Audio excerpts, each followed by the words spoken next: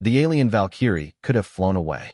Her extraction path was open, her commanders were calling, and the human soldier beneath her was already marked expendable. But Freya Vale stayed on one knee in the basalt grit, holding her broken skyframe over Mason Reed while his dying hand kept the rescue signal alive. 312 civilians existed because he refused to let go. Welcome to Intergalactic Untold. We wish you a joyful viewing experience and a day filled with happiness. Now, let us begin this story among the stars. The rescue band transmitter blinked beneath Mason Reed's left hand, a stubborn verified glow in the gray ruin of Viral 9, and every pulse told the swarm exactly where to find him. He lay on his back in the basalt grit with his visor cracked across one eye, his chest plate venting in thin white threads, and his suit aired down to 3%. His father's old hunting watch ticked over his glove, like time still belonged to ordinary men. The evac ships needed 180 seconds of uninterrupted lock before descent. The relay had already burned through most of that. Mason had 41 seconds left to hold the manual trigger. Maybe less, if his fingers stopped listening. 50 yards below, the relay station leaned against the hillside, red emergency lights bleeding through mineral haze. Under its composite floor, 312 civilians waited in the bunker. Miners, cooks, drill techs, exhausted parents, one illegal dog, and a boy named Evan who still had Mason's unit patch in his fist. They were not visible to the rescue fleet without the 42-7 transmission. No pulse, no lock. No lock, no descent. No descent, and those names would become a later recovery notation in a report polished clean enough to forgive itself. The biomechanical swarm climbing the ridge understood signals better than mercy. It moved like black weather over the basalt flats, guided by electromagnetic coherence, heat clustering, and repeating rescue telemetry. Not rage. Not hunger Mason could understand. Just a mass of bodies and machine reflexes turning toward the brightest math in the valley. Mason's decoy flare had dragged part of it west, but not enough. Never enough. A hot fragment struck beside his helmet and spat blue sparks across his shoulder plate. Another hit the transmitter housing. The lock light flickered, amber for half a breath. Mason tightened his glove around the trigger until his knuckles cramped. Green returned. A shadow fell across him. Not the swarm. Something larger, broken, and blue-white. Commander Freya Vale dropped to one knee beside him, her damaged flight lattice unfolding with a scream of tortured servos. The burnt skyframe arched over Mason, cracked plates trembling as meteor grit ticked against them. She was nearly 7 feet tall, even kneeling, glacial skin streaked with moon ash, luminous markings along her temples flickering under a cracked helm seal, vertical pupils narrowed against the storm. 6 hours ago, she had called civilians assets and wounded soldiers weight. Now she braced one armored hand in the dirt beside Mason's failing suit and held the sky off him like doctrine had finally become too small to wear. "Your chest plate is venting," she said. Her translator kept the words smooth. It could not hide the strain beneath them. Mason shifted his thumb a quarter inch. The rescue pulse held. "Yeah," he rasped. "It's been dramatic all morning. This is not a useful moment for humor. Useful moments don't need it." A fragment slammed into her shield plate hard enough to drive her lower. Pain crossed her face, sharp and disciplined, then disappeared behind command training. Her extraction path was open. Aurelian Command had already ordered withdrawal. The human decoy was expendable. Mason had heard the words himself, clean and official over the channel. Freya looked toward the relay, then toward the ridge, then down at his hand locked around the manual trigger. "You were not built for this war." Mason listened through the static. Under it, faint and impossible, a child was counting over the civilian channel. Keeping fear small. Keeping seconds alive. "No," he said. "Just this choice." Freya's fingers hovered near his arm. "If you release it, I can carry you. If I release it, they vanish off the map. You may die holding a switch."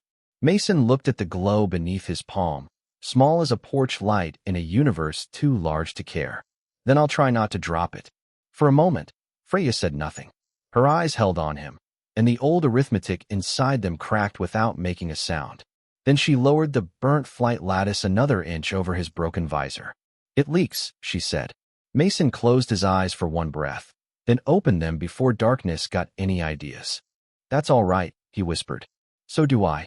The transmitter blinked on beneath his hand. The swarm climbed toward the ridge line, and the alien Valkyrie stayed kneeling over a human soldier who had nothing left to offer except a pulse, a promise, and the refusal to let 312 names disappear. 6 hours earlier, Viral 9 still looked like a place built by people who believed warnings would arrive politely. The evacuation outpost clung to the basalt hillside in clean prefabricated sections. Landing pad 3, civilian bunker, antenna field, fuel bladders, medical tent, water recycler, all of it labeled in fading black stencil under a slow fall of moon ash. It was not a fortress. It had no deep guns, no armored curtain, no glorious last stand architecture. It had ramps, tunnels, folding stretchers, and one tired relay mast blinking weak green through the mineral haze. Staff Sergeant Mason Reed stood at the bunker entrance with a grease pencil behind one ear, a paper roster taped to his left forearm, and his father's old hunting watch strapped over his glove. The watch was older than 2 colonies and uglier than most Army equipment, which meant Mason trusted it more. His digital manifest had crashed twice before breakfast, then rebooted with 8 missing family units, 1 duplicated mechanic, and a dead man from a different moon. Mason had stared at the screen for 3 seconds, shut it off, and asked for paper. Paper did not care what command wanted rounded down. 312 names moved past him in a line that smelled of sweat, battery packs, instant coffee, and fear held too tightly in the chest. Miners with cracked knuckles, drill techs dragging tool cases, cooks carrying sealed food bins like they were sacred relics, parents pretending the tremor in their hands was from cold, children pretending not to notice. Mason marked each name. Not assets, not cargo, names. Keep bags under 40 pounds, he called. If you pack sentimental rocks, pick your favorite child and leave the rest. A boy about 9 hugged a clear plastic sample case harder against his chest. His hair stuck up in dusty brown spikes, and his eyes had the offended shine of a scientist forced to deal with amateurs. They're not rocks, he said. They're mineral specimens. Mason looked at the case, then at the boy's mother, who had the exhausted expression of someone who had already lost 3 arguments and a kitchen. Name: Evan Doyle. All right, Evan Doyle. Mason wrote the check mark. 20 pounds of genius. Stay behind your mom, and don't let the specimens unionize. Evan considered that seriously. Can minerals do that? In my experience, everything complains eventually. Evan almost smiled. Mason pretended not to see it. Private Lynn crouched beside the comms crate, one hand pressed to her headset. Static scratched through the speakers. Sergeant, Rescue Band 42.7 is clean for now. Evac birds say they need 180 seconds of uninterrupted lock once the relay stabilizes. Mason glanced at the signal mast. And if it drops? More than 10 seconds, they abort approach and reset. Fantastic. Space traffic with stage fright. Lynn looked toward the bunker door. Bunker oxygen won't last if they make us wait for a second pass. Mason capped the grease pencil with his teeth. Then let's not give anybody a second pass. Above the eastern flats, for Aurelian dropships cut through the pale morning in perfect silence. They landed on Pad 1 in a diamond formation, dust rolling away from their hulls in smooth rings. The outpost quieted. Even the illegal dog hidden under Tamsin Doyle's coat stopped whining. The lead ramp opened, and Commander Freya Vale stepped down with 12 Valkyrie Lancers behind her.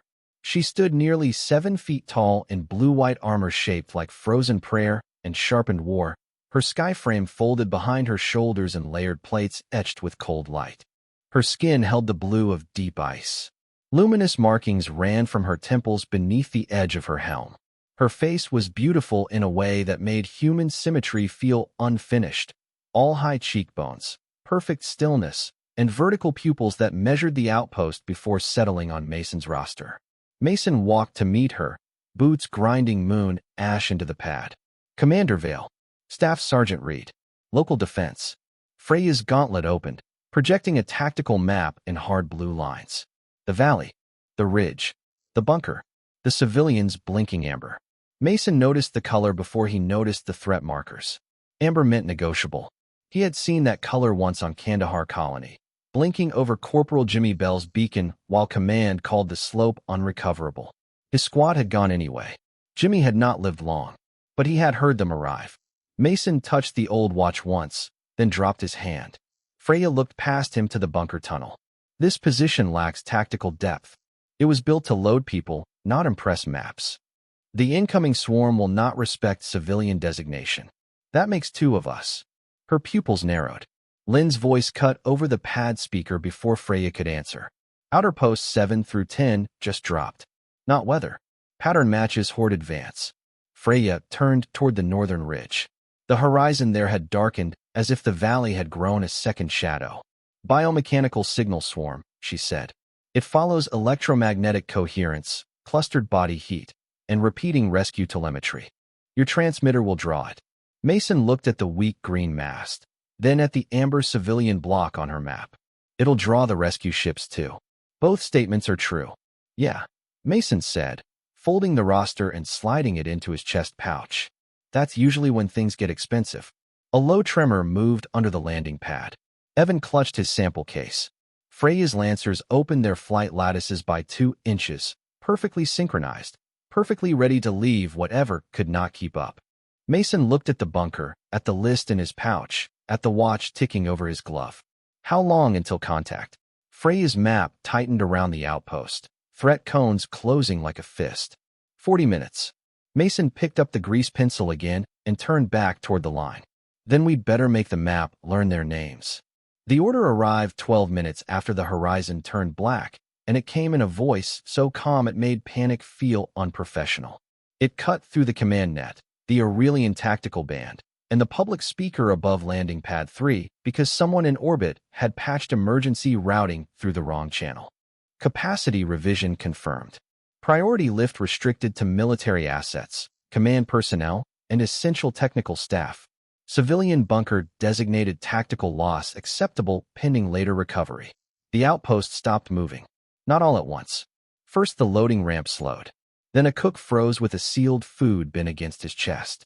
Then 2 miners carrying a battery crate looked at each other, as if one of them might know how to translate acceptable into something less cruel.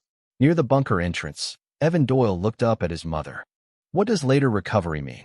His mother pulled him close enough to bend the plastic case of mineral specimens against her coat. She did not answer. Mason Reed stood beside the relay control crate with the grease pencil in his fist and his father's old hunting watch ticking against his glove. The watch kept ordinary time. The speaker did not. Civilian bunker oxygen had maybe 4 hours if everyone stayed calm, less if the ventilation pumps kept coughing through dust. The first evac wave was still not down. The second pass might never come if the 42-7 lock failed or the swarm reached the mast. Later recovery was not a plan. It was a clean phrase placed over a dirty absence. Freya Vale received the same order without visible reaction. Around her, the Valkyrie Lancers shifted in perfect sequence, armor lights turning from defensive blue to strike white, flight lattices opening by 2 measured inches. Discipline moved through them like a blade being drawn. No one shouted. No one asked about the civilians. They did not have to. On Freya's projection, the bunker had already changed from amber to dull gray. Mason saw it happen. He had seen that color before. Kandahar Colony. Jimmy Bell's beacon blinking under a slope the map had decided not to love. He touched the folded roster in his chest pouch once, then pressed his thumb to the local channel. Landing pad 3, keep moving, he said. Nobody stops because a speaker learned bad manners. Bags forward. Kids into the tunnel. Lynn, keep 42-7 warm. Private Lynn looked up from the comms crate, face pale behind her visor. Sergeant, command just cut civilian priority. Mason stepped closer so the civilians would not hear the next part. Did they cut gravity?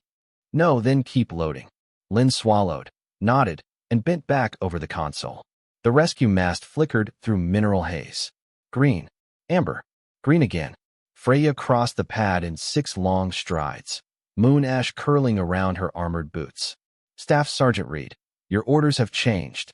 Mason uncapped the grease pencil with his teeth and wrote medical filters across a crate full of socks. My roster didn't. Your roster does not alter lift capacity. No, ma'am.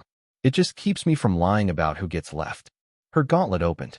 The tactical map flared between them. The northern ridge, the swarm front, the strike node pulsing beyond it, the bunker marked gray. If my lancers miss the node window, the biomechanical front will sever every corridor off this moon. Preserving strike capacity may save thousands beyond this outpost. Mason looked at her then, really looked. Not at the armor, not at the height, at the commander inside the doctrine. I believe you. That stopped her more than argument would have. He turned toward the ramp where Alvarez was guiding an elderly mechanic onto a cargo sled. The old man kept apologizing for taking space. Mason hated that sound. But they're here, and they're breathing now. War cannot count only what is near. Funny, it keeps counting what's convenient. Another tremor rolled under the pad. The speaker crackled with a second evacuation notice, but Mason killed the local output with one hard slap to the control box. Silence returned, raw and frightened. Freya's lancers waited at their dropship ramp. One touched 2 fingers to his chest plate, asking for confirmation. Freya's jaw tightened by a fraction. She gave the nod. The Valkyries began boarding. Mason walked to Evan and crouched with a grunt his knees did not appreciate. He tore the unit patch from his shoulder and pressed it into the boy's free hand. Evan stared at it. Why are you giving me this? So I remember where to come back.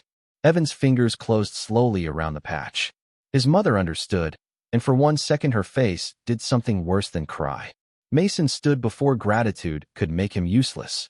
He turned to his squad. Bunker door stays shut until the last civilian gets a seat, or I'm too ugly to argue. Alvarez, water and batteries down the tunnel. Lynn, protect the rescue band. Nobody wastes shots proving they're brave.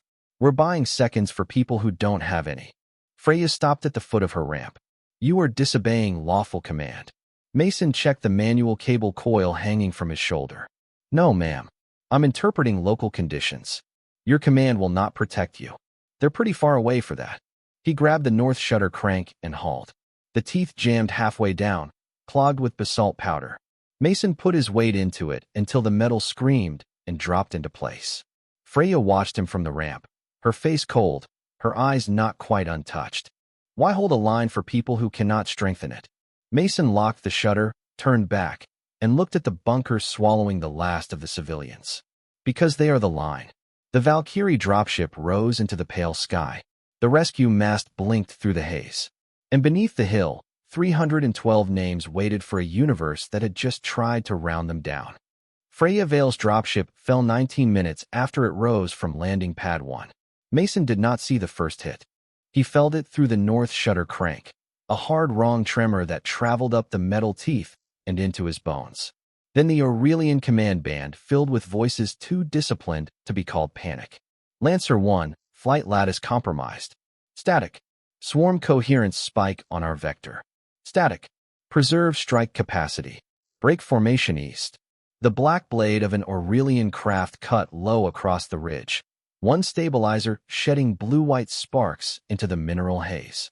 Its engine stayed almost silent, which made the fall worse. No roar. No warning. Just a perfect war machine losing its argument with gravity. It vanished beyond the outer trench and struck the basalt hard enough to throw a gray wall of powder over the outpost perimeter. The rescue mast flickered amber. Mason's eyes snapped to it before the crash plume settled. 1 second. 2. Green returned. Barely.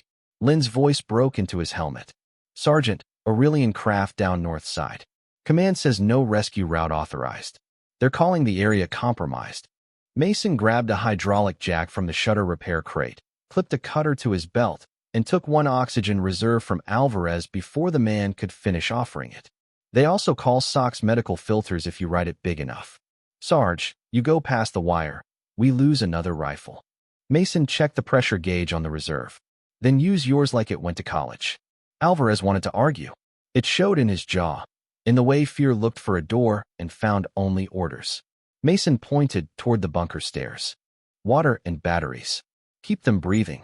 Alvarez nodded once and ran. Mason ducked under the half-jammed shutter and entered the trench outside the perimeter. The air smelled of hot stone, ruptured coolant, and metallic static. His HUD painted the world in warnings. Suit seal stress. Visibility poor. Swarm front 6 minutes north, 42. 7 lock unstable, but holding. He dismissed everything except air, distance, and the thin verified glow pulsing behind him. 700 feet to the crash. 700 feet back if God was in a generous mood and machines stopped lying. He found the dropship nose down in a trench of shattered basalt, its starboard wing buried, its port flight lattice jutting upward like a broken cathedral rib. 2 Valkyrie lancers were already lifting a third from the wreck. One saw Mason and froze. For a second, alien and human stared at each other through gray powder. The lancer touched 2 fingers to his chest plate, then pointed to the wreck and launched east with the others. Regret, maybe. Protocol, definitely. Commander Freya Vale was pinned beneath the wing root, one armored leg trapped under a folded support strut. Her damaged skyframe sparked against the stone, each twitch sending blue light through the haze. Her helmet had cracked loose and rolled beside a coolant spill. Moon ash clung to the luminous lines along her temples. She looked up as Mason slid down the slope, and irritation reached her face before pain did. You should not be here. Mason dropped the jack beside the strut and studied the load angle. I get that a lot. My lancers are preserving strike capacity. Looks like they're very committed. Do not mock what you do not understand. Mason set the jack foot into a basalt crack and pumped once. The metal groaned. I understand, heavy thing. I understand you under heavy thing. That'll do for a start. Freya's jaw locked as the strut lifted a fraction.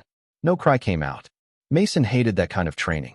Pain did not become noble just because a culture taught people to swallow it clean. He pulled the cutter and looked at the tangled release lines feeding her flight lattice.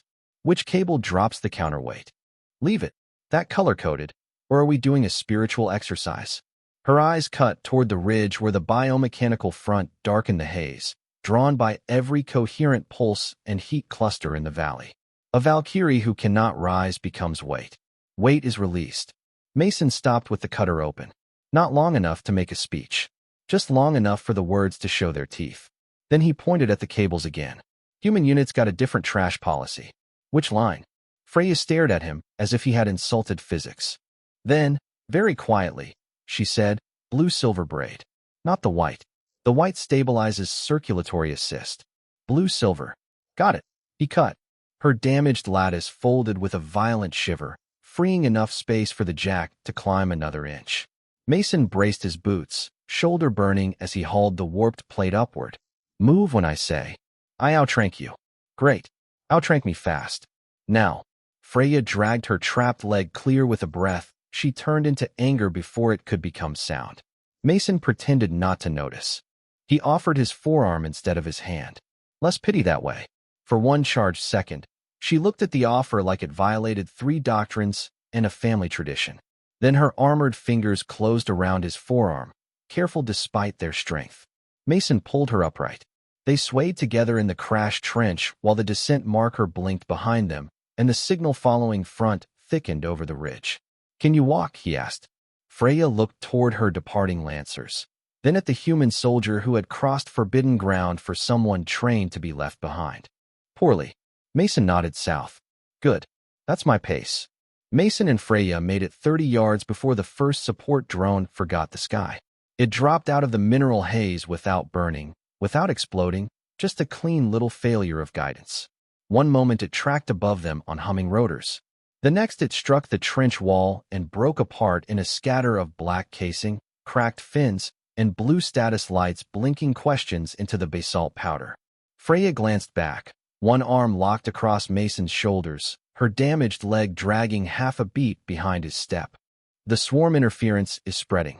Small navigation systems fail first. Then quit being 7 feet tall, Mason said. You're messing up my balance. That is not a tactical correction. It is if I'm the mule. She tried to take her weight back. Pride moved before the damaged brace did. Her boot hit loose stone, her knee folded, and Mason caught her forearm before she struck the trench floor. The motion tore heat through his right shoulder and flashed a joint stress warning across his visor. He dismissed it without looking. He did not say he had her. He did not tell her to be careful. He only shifted her grip higher and kept moving. The silence did more than sympathy would have. Freya noticed. Her vertical pupils held on the side of his cracked helmet, irritated by the absence of pity. The outer trench narrowed ahead, half collapsed by the crash shock. Mason turned sideways, dragging one boot after the other, one glove hooked around an old cable line bolted into the wall. Behind them, The weak descent marker blinked through the gray veil. Ahead, the relay mast kept its verified glow alive by stubbornness and bad wiring. His HUD showed suit air at 63%. Freya's armor bled power in thin blue stutters along her thigh and hip, luminous markings under the cracked plate flickering out one by one. "Your leg brace is dying," Mason said. "I am aware. That mean angry or finished?" "Both." "Relatable."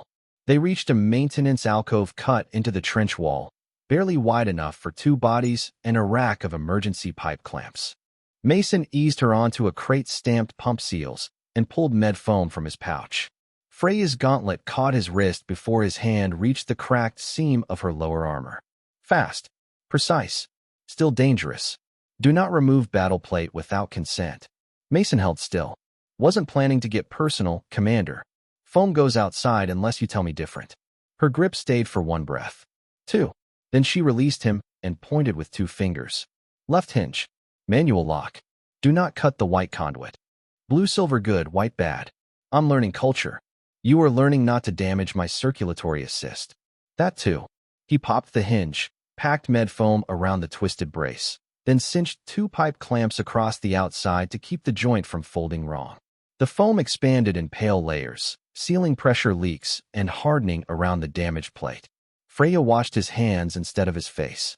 Mason worked the way he had fixed busted tractors before the army and colonial pumps after it. Every broken thing a negotiation between patience, leverage, and language he was glad his mother could not hear. "You have repaired Aurelian armor before," Freya said. "Nope." "Then why are you confident?" "I'm not. I'm careful. Folks confuse those." The alcove trembled as the signal following front shifted beyond the ridge.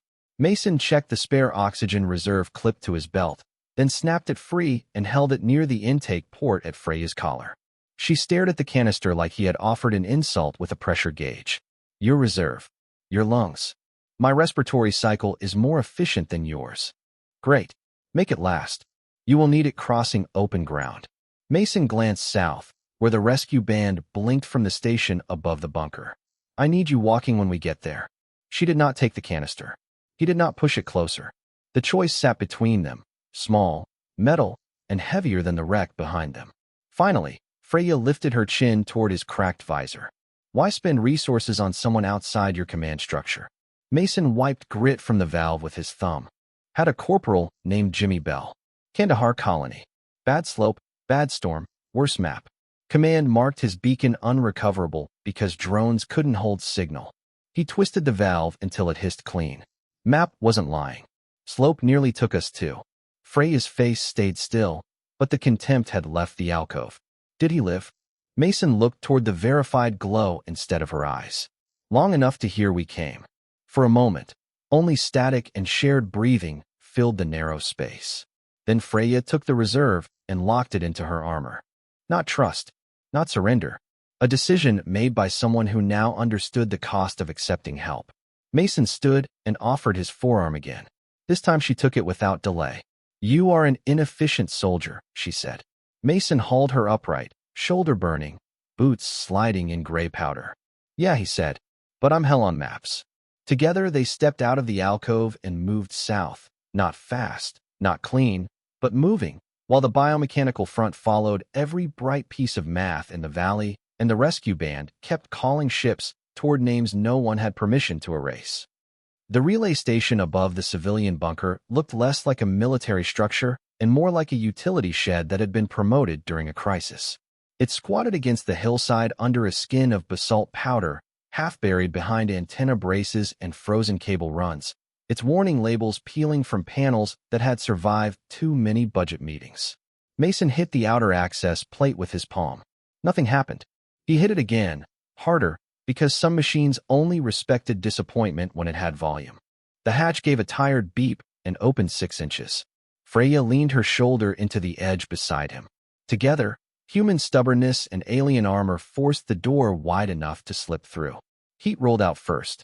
Then the smell, burned plastic, battery acid, stale filter air, and the sharp copper bite of an overworked relay coil. Red emergency lights washed the room in pulses. The main transmitter housing sat in the center like a cracked iron heart, its casing split along one side, cooling fans dead, status indicator shifting from verified glow to amber and back again. Beneath their boots, muffled through the composite floor, came the bunker. A baby coughing. Someone tightening a tool latch. A woman whispering a prayer too softly for language. The illegal dog whining once before being hushed under a coat. Then a child's voice counting. 12, 13, 14. Freya stopped just inside the hatch. Her vertical pupils lowered toward the floor. They are directly beneath us. Mason limped to the console and tore off the access cover. Yeah, bad architecture. Great motivation. Lynn's voice cracked through his comms under static. Sergeant, evac birds have partial acquisition. They need 180 seconds uninterrupted on 42.7. If the lock drops longer than 10 seconds, approach aborts and resets. Mason shoved both hands into the wiring bay. Heat bit through his gloves. Tell them not to blink. That is not a procedure. Then say it an officer. He yanked a melted fuse from the board. The casing stuck to his glove before he flicked it away. Freya crossed to the opposite console, favoring the brace Mason had clamped around her damaged leg. Her skyframe twitched behind her, half-folded and unstable.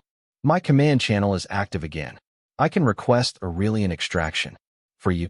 For us, if your body remains portable. Mason clipped a bypass wire across the burned port and watched the indicator steady for half a second. Bunker doesn't fit in a two-seat Lancer shuttle. If you destroy the rescue pulse, the biomechanical front loses its strongest point of coherence.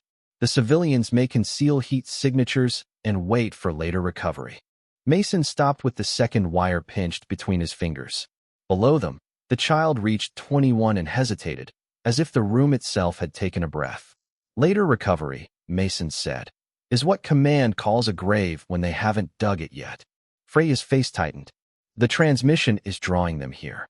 It's drawing the rescue ships here. Both statements remain true. That's why nobody's having lunch. The relay coil flared amber. Mason reached toward a blackened cable, and Freya caught his wrist before his fingers closed. Not rough. Not gentle. Exact. That line feeds the bunker oxygen pumps. Mason froze. Under the floor, the baby coughed again, small enough to make the whole wharf feel ashamed.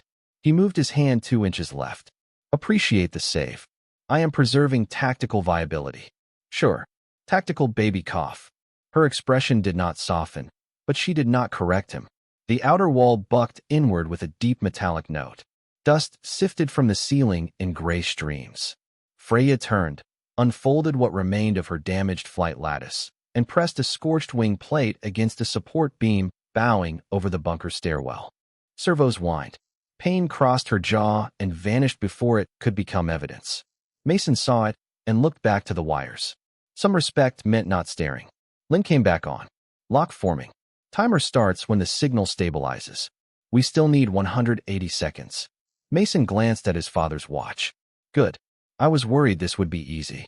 He tightened the bypass. The indicator steadied into a verified glow. Not strong. Strong enough. On the far wall, a storage locker hung half open. Inside were 3 rescue orange flare anchors, their labels scratched but readable. Degraded telemetry mode, 2-minute burn, emergency, descent marking. Mason pulled one free, turned it in his hands, and checked the manual trigger lead. Freya's eye sharpened. That device mimics damaged rescue telemetry. Ugly signal. Loud signature. Short life. A decoy. A worse porch light. It will need distance from the true transmitter. Mason clipped the flare anchor to his harness. That's usually how lying works. The room shook again. The signal following front had found the clean pulse and was turning toward the station with all the patience of bad math. Freya braced harder against the beam. Mason saw the roster edge sticking from his chest pouch, smudged with ash and sweat, and touched it once without pulling it free. Beneath them, the child started counting again. 38. 39. 40. Freya looked down at the floor, then at the glowing transmitter, then at Mason's hands working inside the burned machinery. The old arithmetic in her face did not disappear. It bent. Mason locked the flare trigger into place and lifted his eyes to her. You keep the coil alive. Your plan requires you to cross open ground with a false pulse attached to your chest. No, Mason said. It requires them to stay visible long enough for the ships to come down. The relay indicator held its verified glow. The bunker breathed beneath their boots. And somewhere beyond the wall, the swarm followed the brightest piece of mercy it could measure. The timer started at 180, and the relay station immediately tried to prove optimism was a design flaw. The first impact hit the outer wall like a giant fist wrapped in static. The floor jumped under Mason's boots. The transmitter housing rattled on its mounts. Somewhere below, 312 civilians went silent at the same time, and the sudden absence of coughing, whispering, and counting made the bunker feel heavier than the hill above it. Mason caught the console edge with one hand and watched the lock indicator shiver amber.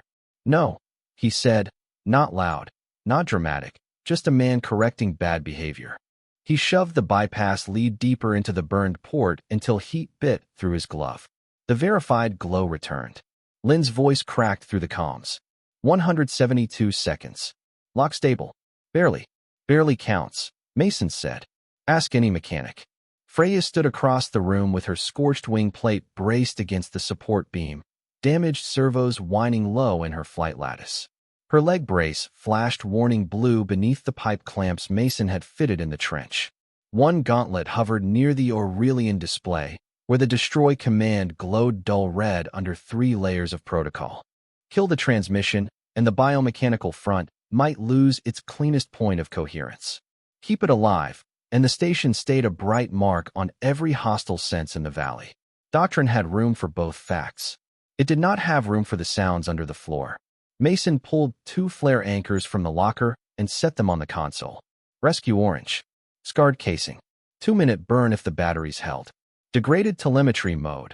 Ugly enough to look damaged, strong enough to mimic the 42. 7 pulse train from a distance. He clipped one to his chest harness and ran the manual trigger lead down his left sleeve. You intend to separate the swarm from the true transmitter, Freya said. That's the polite version. The false pulse will need at least 100 yards of lateral distance. West Ravine gives me 80 before the old mining road. 80 is not 100. It's closer than here. The wall buckled again. This time the ceiling shed basalt powder in a gray sheet. The bunker below stayed silent for 2 long breaths. Then the child started counting again, thin and stubborn. 59. 60. 61. Mason's hand went to his chest pouch. He pulled out the paper roster and laid it on the console beside Freya's gauntlet. The pencil marks were smeared with sweat, ash, and relay grease, but the names still held. Ortega, Lynn Tran, Joseph Webb, Tamsin Doyle, Evan Doyle, mineral specimens written in Mason's cramped margin because some truths needed footnotes. Freya looked at the paper as if it had changed mass since she last saw it. Your argument remains paper. No, Mason said, sealing his cracked visor tighter. My argument is downstairs. Paper just keeps me from pretending otherwise. Her eyes cut to the destroy command. If the station falls before descent, they all die here. If you kill the pulse, the ships fly past them. If your decoy fails, the front returns. Then I'd better be convincing. Freya's jaw tightened. This is not strategy. This is expenditure. Mason picked up his rifle, checked the charge, and slung it because familiar weight steadied the hands even when bullets were not the answer. Names change what you're willing to spend. The words landed harder than he meant them to. Freya did not answer. Under her palm, the roster's burned corner lifted in the hot air from the coil. Lynn came back through the static. 130 seconds. Evac birds committed to descent path if lock holds. Sergeant, I need that light clean. Mason pressed his mic. You'll have it. That was not my whole concern. He looked down at the floor where the child had reached 73. Tell Evan I'm borrowing his porch light. Mason, just tell him. He cut the channel before Lynn could put fear into words. Freya shifted as if to block the hatch. Then the beam above the bunker stairwell sagged the moment pressure left her wing plate. The room made the choice before she could. Anger moved across her face, cold and bright. But beneath it Mason saw something worse for a commander. Helplessness with a name attached. He stepped toward the hatch. Keep the coil alive. Keep that beam up. If the lock flickers, read the list before you touch the red button. Freya's armored fingers closed over the roster. Not agreement. Not surrender. Possession. Mason. He stopped. It was the first time she had used his name without rank or species in front of it. Yeah. Her vertical pupils held on him, then flicked once toward the floor. Do not waste the seconds you buy. Mason opened the hatch. Gray haze spilled around his boots, and beyond it the valley waited with its black, signal-following patience. Wouldn't dare, he said. He stepped outside and armed the flare anchor. The false pulse woke against his chest in brutal white bursts, dirty telemetry beating like a second heart. Across the ridge, the biomechanical front turned away from the relay station and toward him. Behind him, Freya planted her damaged flight lattice harder into the beam and kept one hand over the names. The lock held. The child counted. And Mason Reed walked west carrying a lie bright enough to save the truth. Mason reached the west ravine with the false pulse beating against his chest like a bad heart. Every burst of degraded telemetry flashed white across the basalt walls, dirty enough to look damaged, clean enough to lie. Behind him, the biomechanical front changed direction in layers, first the outer scatter, then the darker center mass, then the whole valley pressure turning away from the relay station and toward the human carrying a brighter mistake. His boots slipped on loose shale. His breath struck the cracked visor and came back hot. Suit air sat at 21% and falling. The flare anchor's casing burned through the front of his armor, but he kept one glove over the manual lead and the other near the ravine wall, catching himself whenever the ground tried to take a vote.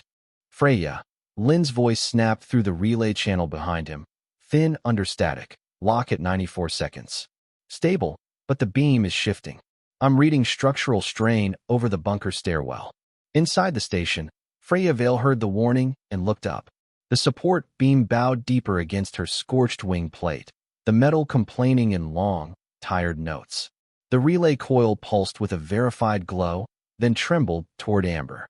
Mason's roster lay beneath her gauntlet, the paper darkened by heat, the names still stubbornly visible. Her command channel opened clean in her other ear. Commander Vale, extraction vector clear. Withdraw immediately. Human decoy classified expendable. Preserve command blood. Freya looked at the destroy command, then at the roster, then down, where the child under the floor had stopped counting. Doctrine had an answer. It had always had an answer. Release weight. Preserve strength. When the corridor. Survive to fight where victory mattered. But the paper under her hand named the weight. Mason had done that. He had made arithmetic look down. Commander, the voice repeated. Acknowledge. Freya reached behind her shoulder and tore one cracked plate free from her damaged skyframe. The pain hit fast enough to whiten the edges of her sight, but she drove the plate into the gap beneath the sagging support beam and locked it there like a wedge. The beam settled against it with a brutal metallic groan. Not safe. Safer. She ripped the reserve line from her armor core and fed it into the relay coil. Her flight lattice dimmed at once, cold blue light bleeding out of the plates. The transmitter's glow steadied. 45 seconds of emergency buffer, maybe less if the coil hated mercy. She clamped Mason's bypass wire in place with her gauntlet lock, sealing it over the burned port. Then she cut the Aurelian channel. My oath was incomplete. In the ravine, Mason heard only fragments. Static. Lynn saying 70 seconds. His own breathing. The swarm closing. The first decoy anchor on his chest sparked hard, then went amber. He unclipped the spare from his belt and hurled it down the mining road. It bounced once, twice, then woke in savage white bursts, dragging the front edge of the swarm farther west. Mason staggered after it, not because he needed to, but because distance was the only gift he had left. Suit air dropped to 11%. 8. The false pulse on his chest died with a sharp electrical pop. The valley noticed. The darker mass began to turn back toward the relay. Mason slammed his palm against the dead casing. Nothing. He looked at his father's watch. 38 seconds. Come on, he whispered, not to the machine, not to himself, maybe to the universe, though he had never trusted it with instructions. Above the ravine, the mineral haze split. Freya came down from the ridge in a broken blue-white arc. She did not fly. The damaged lattice only caught enough air to slow the fall, turning a lethal drop into a brutal landing. She hit the basalt between Mason and the nearest surge of shadow on one knee, the impact cracking stone under her armor. Her burnt shield frame unfolded around him, crooked and shaking. You were ordered to hold the relay, Mason rasped, because relief was too large to say directly. Freya reached across him, tore the dead flare from his chest, and threw it after the spare down the road.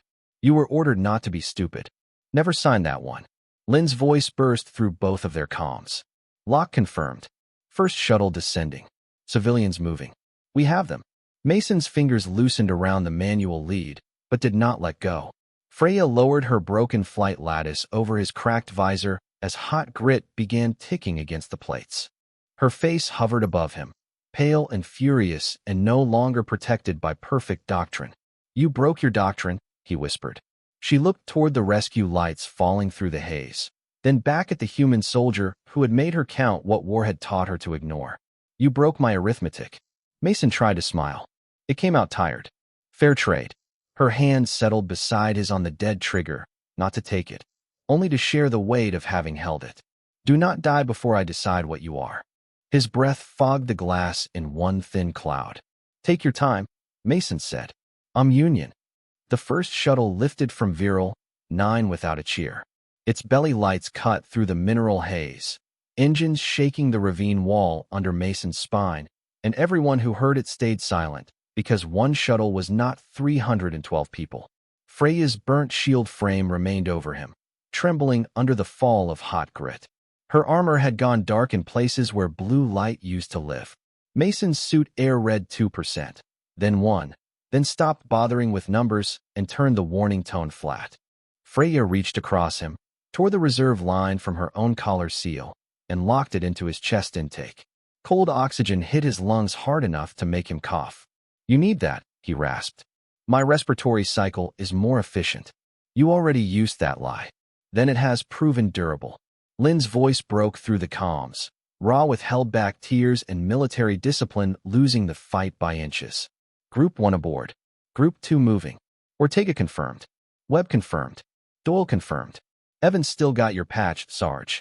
Mason closed his eyes for half a second. Not surrender. Inventory. Counting what had survived. The second shuttle rose through the gray veil. Then the third. The biomechanical front lost coherence as the false telemetry died farther west, its black pressure loosening into scattered motion, no longer sure which bright piece of math deserved obedience. No victory came down from the sky. Only distance. Only engines. Only the brutal mercy of people leaving before war could correct the mistake. Alvarez reached them with 2 medics and a collapsible litter, breathing hard through a cracked face shield. Freya stood before they could touch her, one braced leg nearly failing under her, pride holding what hydraulics could not. At the medical shuttle ramp, Evan Doyle appeared beside his mother, both hands wrapped around Mason's torn unit patch. You came back, the boy said. Mason blinked at him through the cracked visor. Borrowed it too long, he whispered. Keep it another minute. Evan nodded as if entrusted with command of the moon. Freya watched that nod and stored it somewhere deeper than doctrine. Hours later, aboard the evacuation carrier Mercy of Dawn, the medbay smelled of antiseptic, warm wiring, and too many frightened people finally letting exhaustion win. Mason lay under a thermal sheet with his father's old hunting watch sealed in an evidence pouch beside his bed. Across from him, Freya sat upright while 2 medics argued quietly with her armor and lost. On the wall display, the civilian manifest rolled from amber to green, line by line. 312 confirmations. No deceased column. No later recovery notation. Mason watched until his eyes blurred. Freya watched him watching. Then the Aurelian tribunal entered in polished silver armor. 3 commanders and 1 officer carrying enough formal authority to make even the machines sound quieter. The officer did not look at Mason. Commander Vale, you are charged with doctrine deviation, unauthorized defense of non-combatant assets, refusal of extraction, and misuse of command armor reserves. Freya rose before the medics could stop her. Her damaged flight lattice shifted behind her with a broken metallic whisper. In one hand, she held Mason's paper roster, burned at the edge, stained with ash and heat, but still readable. Correct the wording. The officer's vertical pupils narrowed. Explain. I did not defend assets. One of the commanders stepped forward. Then what did you defend? Freya looked at the green manifest, at the sleeping civilians, at Evan curled in a chair with Mason's patch still clenched in his fist. People. The word did not sound gentle. It sounded final. The officer's jaw tightened. Your oath honors strength. Freya reached back, unlatched a scorched plate from what remained of her skyframe, and set it beside Mason's watch pouch. It struck the tray with a soft, heavy note. Then the oath was too small. Silence moved through the medbay, careful and complete. Mason turned his head toward her. You're going to be in trouble. Almost certainly. Welcome to local conditions. For the first time, Freya smiled. Barely. Enough to prove translation had not ruined everything. She lifted the burnt plate and placed it in Mason's hand. It was warm, scarred, and heavier than it looked. Among my people, she said. This is given to one who held the line when flight was permitted. Mason stared at it, then at the green list on the wall. I didn't win anything. Freya looked out the medbay window as Viral 9 shrank beneath the carrier, a gray coin falling away into dark. No, she said. You stayed long enough for mercy to arrive. The war would continue. Reports would be cleaned. Commanders would count what could be counted. But between them lay a burned roster, an old watch, a child's borrowed patch, and 312 names the universe had almost rounded down. Thank you for watching until the end. If this story stayed with you, leave your thoughts in the comments below. Tell us what Mason's choice meant to you. And don't forget to subscribe to Intergalactic Untold for more powerful stories of humanity, mercy, and courage among the stars.